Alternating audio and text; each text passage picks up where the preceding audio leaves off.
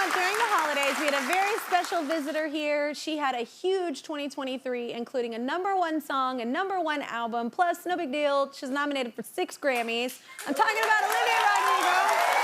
We had a lot to chat about, a lot. Both girls, both musicians, there's a lot there, y'all, and we couldn't fit it all into the first show because we talk a lot. So did she. So today I present to you a Kelly Extra. Here's more of our conversation. This is the one and only Olivia Rodrigo.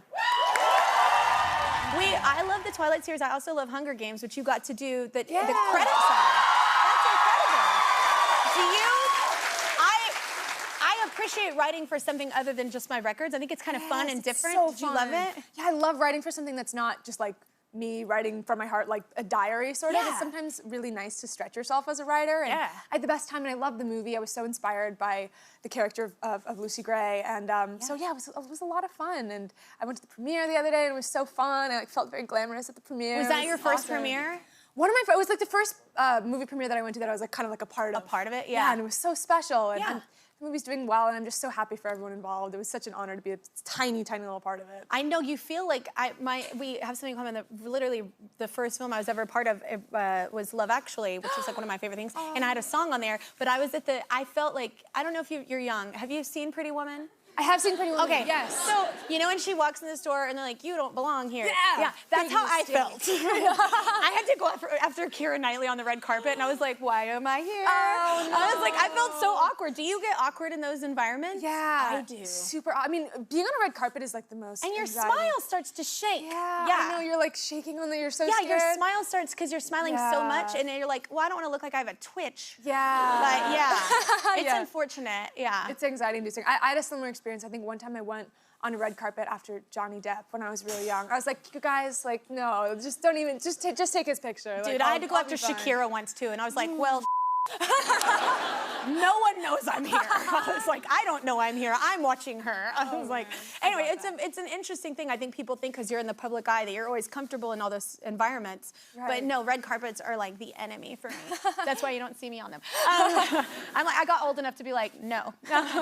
Anyway, we have something in common. I know you're bi-coastal, but you recently moved to New York as well, right? Me too. I love it. Look at us. What's your favorite part?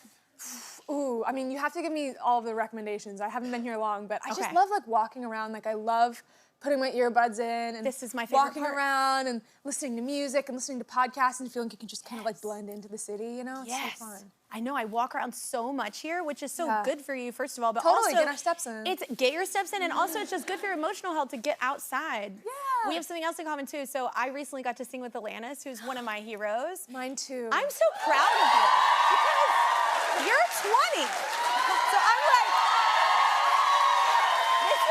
I'm sure someone has it somewhere, but when Sour came out, I was like, oh, this chick is like the new Alanis, like for her generation. You're Alanis, your generation. Like, it's like, it was that kind of impact of the record. And you're young to be a fan of hers. Oh my gosh, I love her. Do you have the coolest mom ever or something? I do have the coolest mom ever. I feel like your kids probably say the same I was gonna you. say, I don't know, they do right now. They're getting close to being over me, but yes.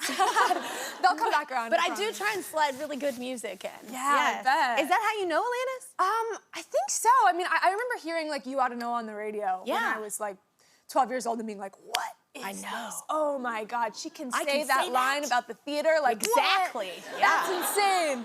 Me too. And so I fell in love with her, and yeah, it was so nice. I sang a song with her at one of my concerts, saying You Ought to Know. You Ought to Know, which is crazy. Can you believe that? I got to do it on this show, and I died. Oh my God, it's insane. Yeah. I was like, she's the reason why I'm a writer. Yeah. Like I'm a singer for many different artists, including her, but like she is one of the main reasons why I'm a songwriter, because I was like, oh man, I can funnel this, and it was so helpful. Like you don't realize the impact you make as an artist on people, and she just impacted so many. Completely. Yeah, for different generations. Yeah.